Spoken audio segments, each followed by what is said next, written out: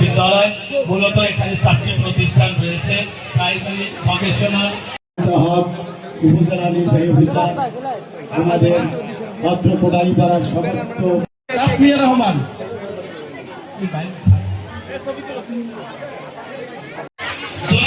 মোহাম্মদ আলিফুজ্জামান জেলা প্রশাসক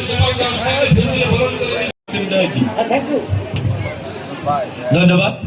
আমরা বরণ করে নিয়েছি।